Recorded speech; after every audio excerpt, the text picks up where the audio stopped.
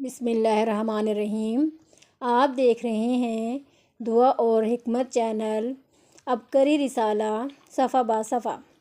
عبقری فروری 2026 page number 29۔ معدے کی خرابی۔ سونٹھ، اجوائن، ادرک کے رس میں بھگو کر سائے میں خشک کر کے پیس کر تھوڑا سا نمک ملا لیں۔ ایک ماشا پانی کے ہمراہ کھائیں، شفا ہوگی۔ سگے بیٹے نے تنگ آ کر باپ کو زہر کا ٹیکہ لگوا دیا۔ قائرین، ہر ماہ حیرت انگیز اور سبق آموز مکافات عمل کے واقعات عبقری میں شائع ہو رہے ہیں۔ آپ بھی اپنے تجربات ضرور لکھیں۔ محترم شیخ الوظائف صاحب، السلام علیکم۔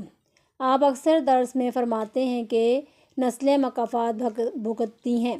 اس سلسلے میں آج اپنے ایک جاننے والے کی آپ بیتی تحریر کر رہی ہوں تاکہ لوگوں کو عبرت حاصل ہو۔ انہوں نے مجھے بتایا کہ ہمارے رشتہ داروں میں ایک خاندان کے لوگ برصغیر میں پھیلنے والی طاعون کی وبا میں مر گئے تھے۔ صرف ایک شخص زندہ بچ سکا۔ اس نے موت کو بہت قریب سے دیکھا مگر پھر بھی عبرت حاصل نہ ہوئی۔ وہاں ہمسائے کے ایک گھر میں خواتین کے زیورات تھے جو اس وبا میں مر گئی تھیں۔ اس نے چوری کر کے انہیں بیچ کر اپنی عیاشی کا سامان خرید لیا۔ دیکھنے والے بتاتے ہیں حرام مال کا وبال اور اس کی نحوستوں کا ان پر بہت برا اثر ہوا۔ وہ بہت سے گناہوں میں مبتلا ہو گئے۔ جھوٹی قسمیں کھانے میں مشہور، موسیقی کے بھی شوقین تھے۔ گھر میں بھی گانے بجانے کے ماحول کی نحوست کا راج تھا۔ تقسیم برصغیر کے بعد یہ صاحب ہجرت کے بعد پاکستان آ گئے۔ ان کے 5 بچے تھے مگر نحوستوں نے یہاں بھی پیچھا نہ چھوڑا۔ ان کو اپنی اولاد سے بہت محبت تھی۔ ان کے لیے وہ حلال و حرام مال کی تمیز نہ کرتے مگر وہی اولاد ان کے لیے دکھوں کا سبب بن گئی۔ ان کی 2 بیٹیاں فوت ہو گئیں۔ بڑی بیٹی کے 3 بچے یک کے بعد دیگرے فوت ہو گئے۔ چھوٹی بیٹی کو ساس اور سسرال والے بہت تنگ کرتے تھے۔ انہیں کینسر کا مرض تھا۔ وہ آنکھوں سے نابینا ہو کر 2 بچوں سمیت فوت ہو گئیں۔ چھوٹی بیٹی میں بھی چوری اور جھوٹ بولنے کی عادت بہت پختہ تھی۔ وہ آئے دن جھگڑا کر کے میکے آ بیٹھی ہوتی تھی۔ بالآخر ان کو طلاق ہو گئی۔ وہ اپنے سب گھر والوں کو بددعائیں دیتی تھیں کہ ان کی وجہ سے ان کا گھر برباد ہوا۔ بدنام زمانہ خاندان۔ ان صاحب کے 3 بیٹے تھے۔ ان کے مشکوک رزق کی نحوستوں کی وجہ سے ان کے بڑے بیٹے شروع سے ہی نکمے، لکھنے پڑھنے کا شوق تھا، نہ کوئی کام کاج کرتے تھے۔ درمیانے بیٹے تیز ترار، جھوٹ، چغلی، غیبت، چوری کے عادی۔ حلال و حرام کی کوئی تمیز نہیں تھی۔ چھوٹے بیٹے بھی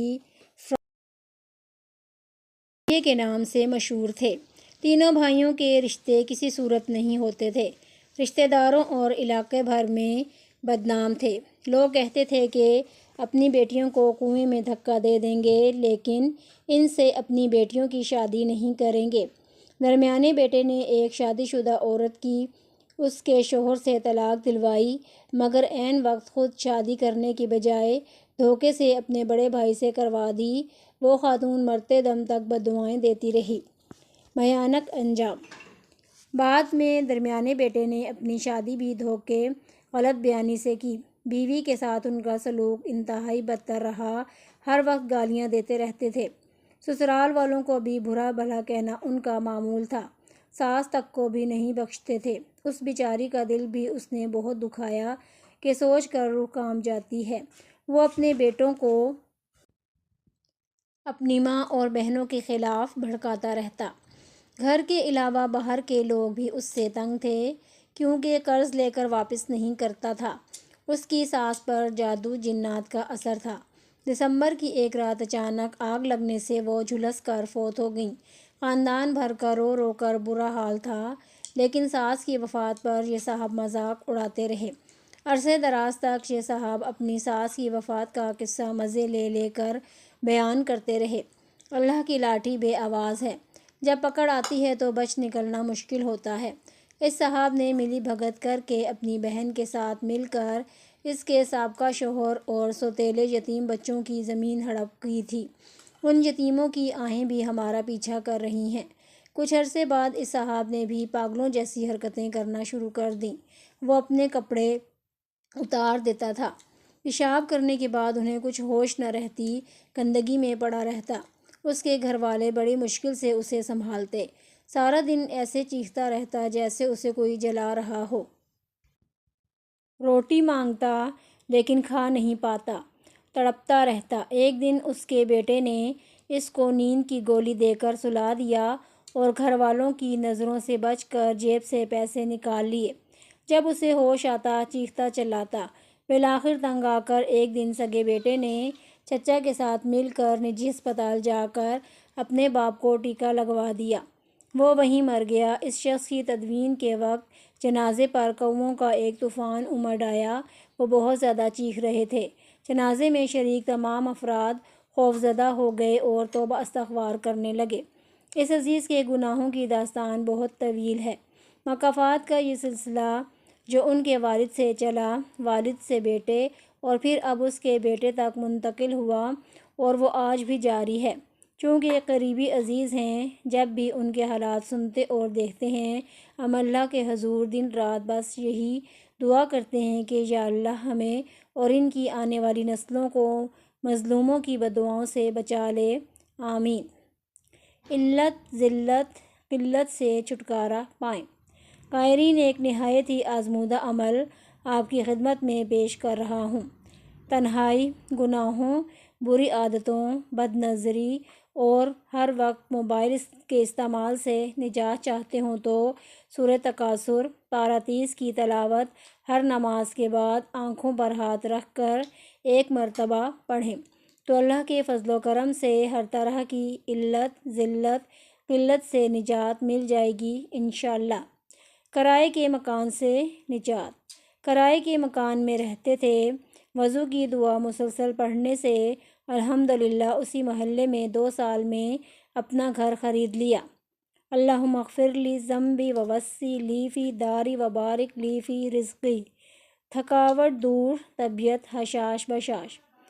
سارا دن کام کی وجہ سے جسم تھکاوٹ سے چور ہو تو تسبیحات فاطمہ یعنی 33 بار سبحان اللہ، 33 بار الحمدللہ اور 34 بار اللہ اکبر پڑھ کر اپنے ہاتھوں پر دم کر کے پورے جسم پر پھیر لیں۔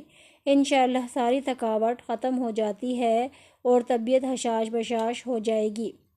عبقری تلبینہ، انتہائی لذیذ، بنانے میں بالکل آسان، معدہ جگر کو قوت بخشے، حاملہ کے لیے بہترین غذا، موٹاپا کنٹرول، توانائی بحال، غذا بھی، دوا بھی، شفا بھی۔ قرض سے نجات۔ سالہ سال سے قرض کے بوجھ میں ڈوبے ہوئے ہیں اور ادائیگی کا کوئی راستہ نظر نہیں آ رہا تو تسبیح خانہ شب برات کی محفل میں شامل ہوں۔ لنگر کا بہترین انتظام۔ فروری 2026، پیج نمبر 30۔ تسبیح خانہ لاہور میں ہر جمعرات کو ہونے والی محافل میں شریک ہونے سے آپ کے جو بھی مسائل حل ہوئے وہ عبقری کو ضرور لکھیں۔ طب محمد و آل محمد صلی اللہ علیہ وآلہ وسلم۔ آب حیات کے متلاشی حضرت علی کا شکریہ ادا کریں۔ انتخاب علامہ ابو عون۔ فرمان حضرت امام علی۔ امراض کے لیے گائے کا دودھ دوا اور شفا ہے اور اس کے علاوہ دودھ ایک مکمل غذا بھی ہے۔ گائے کے دودھ پر میڈیکل سائنس کی ریسرچ۔ بھینس کا دودھ گائے کے دودھ سے گاڑھا ہوتا ہے۔ بھینس کے دودھ میں چکنائی کا تناسب 5% کے لگ بھگ ہوتا ہے، جبکہ گائے کے دودھ میں یہ مقدار 3.5% ہے۔ گائے کے دودھ میں چکنائی کے کم تناسب کی وجہ سے دودھ ہمیں مختلف بیماریوں سے محفوظ رکھتا ہے۔ چہرے کا رنگ نکھارے۔ طبی ماہرین نے گائے کے دودھ کو انسانی صحت کے لیے زیادہ موافق قرار دیا ہے اور اس بات پر زور دیا ہے کہ گائے کا دودھ زیادہ سے زیادہ استعمال کیا جائے۔ گائے کا دودھ زود ہضم ہے اور کثیر الغذا ہے۔ چہرے کا رنگ نکھارتا ہے اور سدے کھولتا ہے۔ دماغ کو طاقت دیتا ہے، نسیان، وسواس اور ڈپریشن میں بھی مفید ہے، خفقان اور وہم کو دور کرتا ہے، مادے تولید پیدا کرتا ہے اور مقوی قلب بھی ہے اور مولد خون ہے۔ بند چوٹوں میں گرم دودھ کا استعمال بے حد مفید ہے۔ یورک ایسڈ سے پریشان مریضوں کے لیے مفید۔ گائے کے دودھ میں نمکیات کم مگر پنیر اور روغنی اجزاء زیادہ ہوتے ہیں۔ قد بڑھانے کے عمل میں جو پروٹین درکار ہوتے ہیں، جس میں ایک کیمیائی مادہ لائسین ہوتا ہے، وہ گائے کے دودھ میں سب سے زیادہ پایا جاتا ہے۔ اس کی مقدار دودھ کے اندر 61.7% ہوتی ہے۔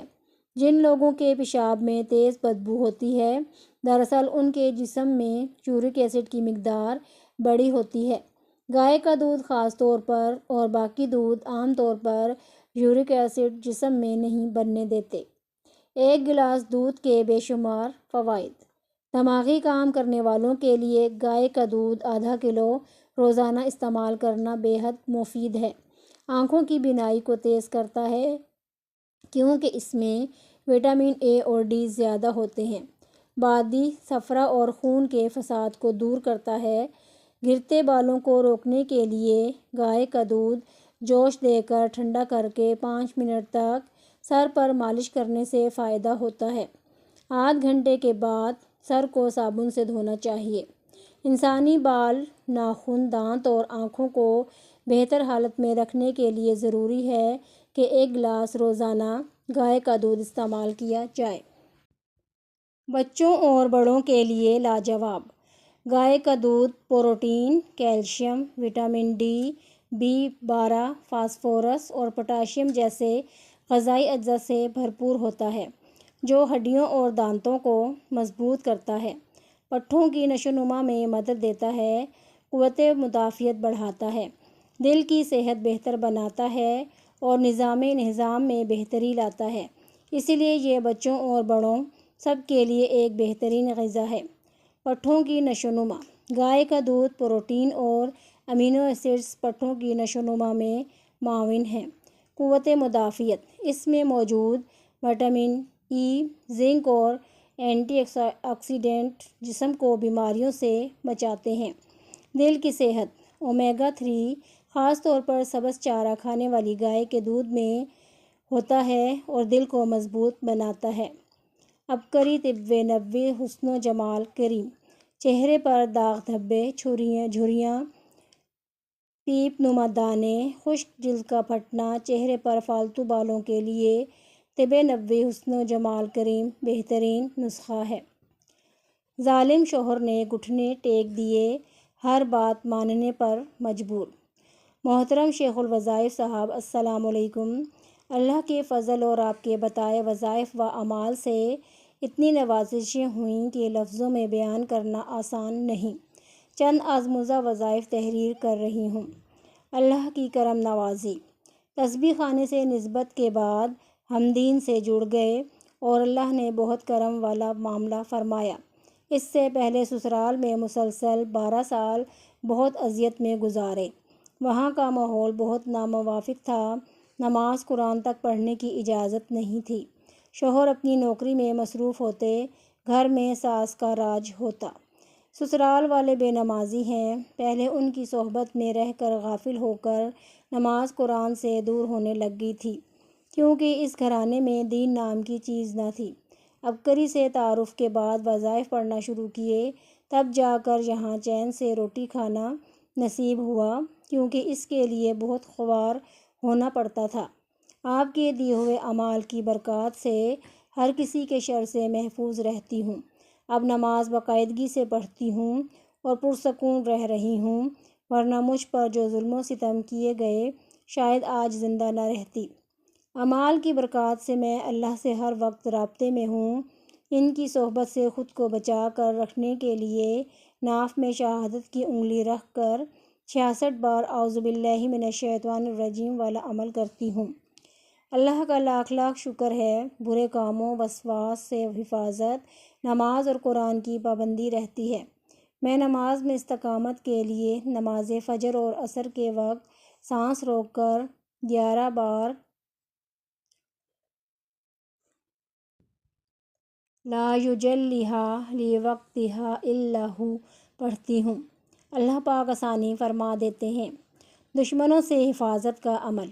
سسرال میں بآواز بلند ذکر و اذکار نہیں کر سکتی، دل میں پڑھتی رہتی ہوں۔ تصور یہی کرتی ہوں کہ یہ لوگ سامنے ہیں، بس ان کی زبان بند رہے، یعنی نیک اعمال سے نہ روکیں، برے الفاظ سے نہ پکاریں۔ سانس روک کر 11 بار کہف پڑھتی ہوں۔ دل میں پڑھنے سے ہی تاثیر مل جاتی ہے، عمل کے دوران ہی کام ہو جاتا ہے۔ عزت، دولت، عافیت کی زندگی چاہتے ہیں تو یہ موقع ہرگز مت گنوائیں۔ رمضان تسبیح خانہ میں گزارنے والے کو زندگی میں کبھی عزت و دولت کا زوال نہیں ہوگا انشاءاللہ۔ سحری افطاری کا بہترین انتظام۔ عبقری فروری 2026 پیج نمبر 31۔ دشمنی ختم۔ اللہم اکفینی بحلالک عن حرامک واغننی بفضلک عمن سواک۔ کچھ عرصہ بکثرت پڑھنے سے انشاءاللہ دشمن بھی دوست بن جائیں گے۔ رمضان کامل ایمان ہی نہیں، مکمل صحت پانے کا مہینہ۔ رمضان المبارک محض عبادت اور روحانی تربیت کا مہینہ نہیں، بلکہ یہ صحت کے لیے بھی ایک منفرد موقع فراہم کرتا ہے۔ اس دوران روزہ رکھنے سے کھانے پینے کے اوقات اور غذائی عادات میں واضح تبدیلی آتی ہے، جس کے نتیجے میں جسم کے اندر کئی مثبت حیاتیاتی اثرات مرتب ہوتے ہیں۔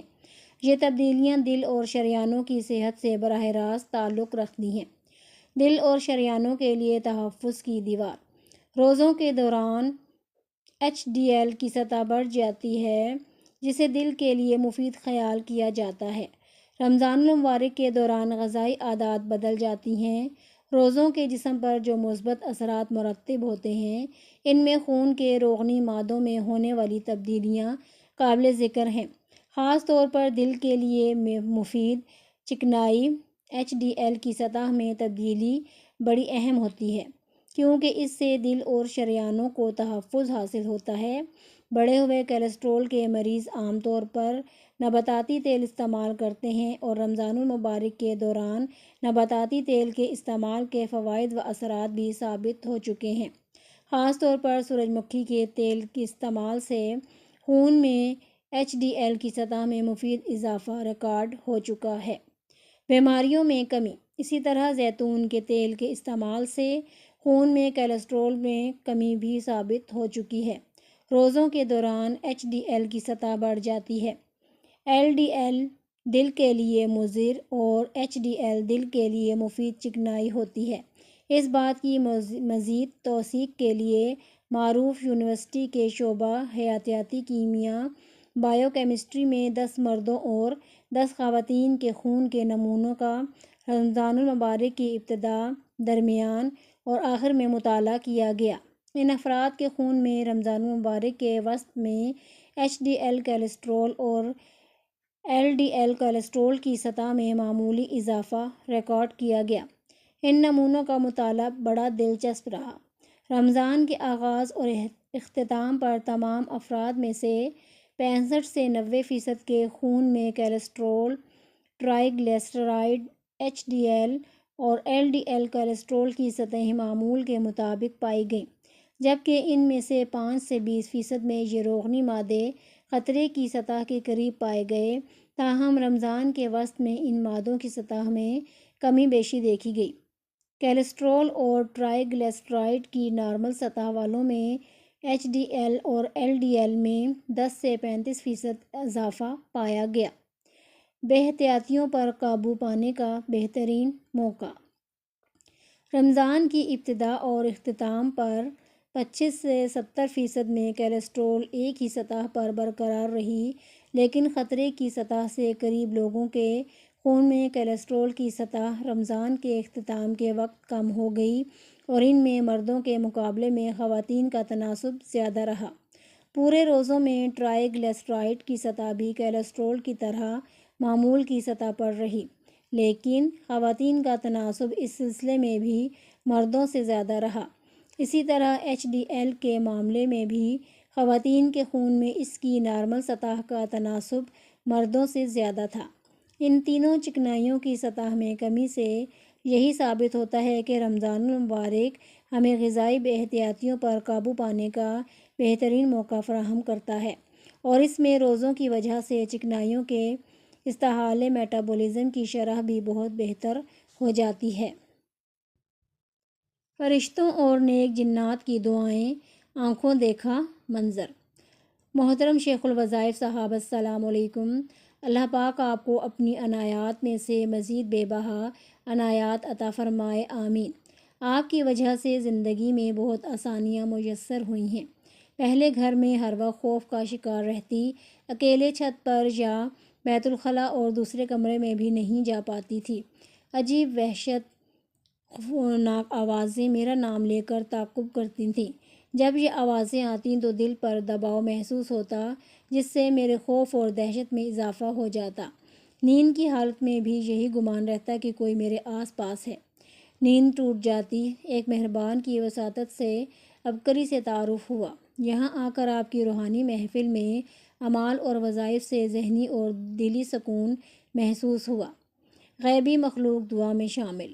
حضرت جی، آپ نے روحانی محفل میں یہ فرمایا تھا کہ جنات اور فرشتے بھی دعاؤں پر آمین کہتے ہیں۔ دعائیں مانگ کر اور روحانی اعمال ان کو ہدیہ کریں۔ اب میں خاص طور پر گھر میں ہر وقت دعائیں مانگتے وقت یہی تصور ہوتا ہے کہ سب آمین کہہ رہے ہیں۔